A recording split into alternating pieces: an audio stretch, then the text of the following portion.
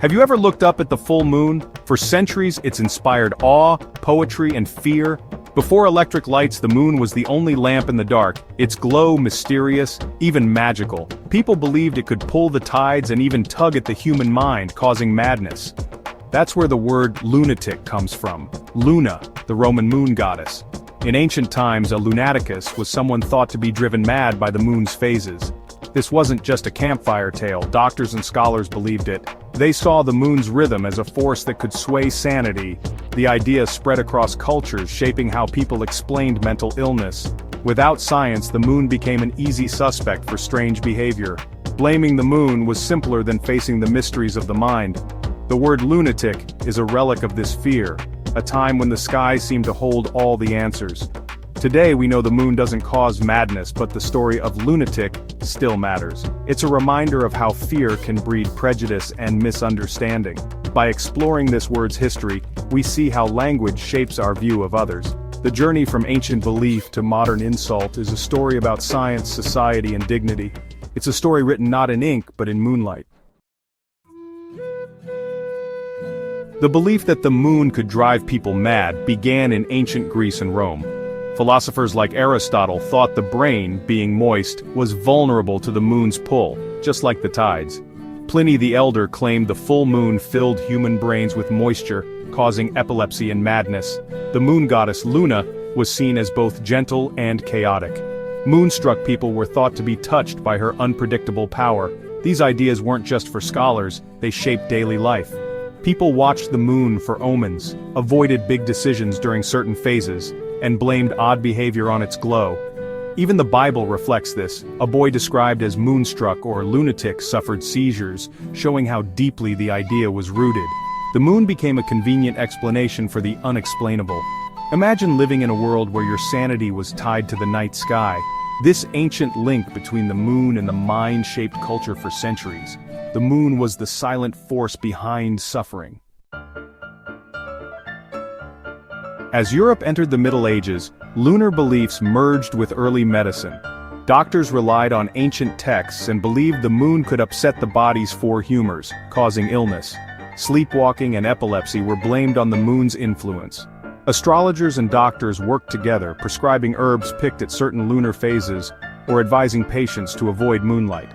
These treatments were based on superstition, not science, but they were all people had. Illness was seen as a cosmic affliction, not a medical problem. Being called a lunatic meant your fate was tied to the moon. This label isolated people, marking them as different and unpredictable. The moon's supposed power shaped how society treated those with mental illness. Their suffering was misunderstood, and their identity became entwined with the night sky. This was the beginning of a long, difficult history for people with mental health conditions. The moon's shadow loomed over medicine for centuries. Over time, lunatic became a legal term, not just a medical one. In medieval England, laws allowed the state to control the property of those declared lunatic. The label separated lunatics from idiots, and had serious consequences, often stripping people of their rights. By the 18th and 19th centuries, asylums like London's infamous Bedlam became dumping grounds for anyone deemed difficult or different.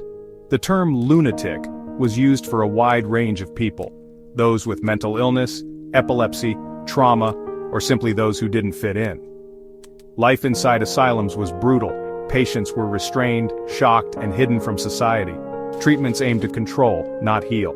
The word lunatic became a tool for exclusion and cruelty. To be called a lunatic was to lose your freedom and hope. The asylum era marked a dark chapter in the history of mental health. The moon's myth still cast a long shadow. The label condemned countless people to suffering. In the 19th and 20th centuries, science began to challenge old beliefs. Doctors started studying the brain, searching for real causes of mental illness. Researchers compared hospital admissions and crime rates to lunar phases, and found no connection. The moon was finally let off the hook. Science revealed that conditions like epilepsy were caused by brain activity, not moonlight. Mental illness was understood as a complex mix of genetics, chemistry, and experience. The word lunatic faded from medicine and law, replaced by more accurate terms. Laws changed and attitudes shifted from blame to care. This was more than a vocabulary update, it was a revolution in empathy.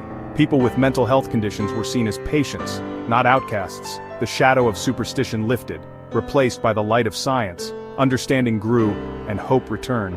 The moon's grip on the mind was finally broken.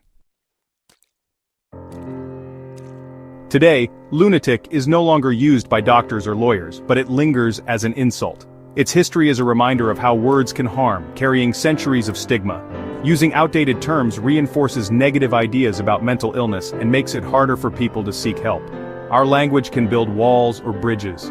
The story of lunatic teaches us to question old beliefs and choose words that show respect. Understanding this history helps fight stigma and encourages open, honest conversations about mental health. The journey from lunatic to mental health condition is about empathy and progress. Knowledge is the best antidote to fear. Let's keep learning, keep talking, and treat everyone with dignity.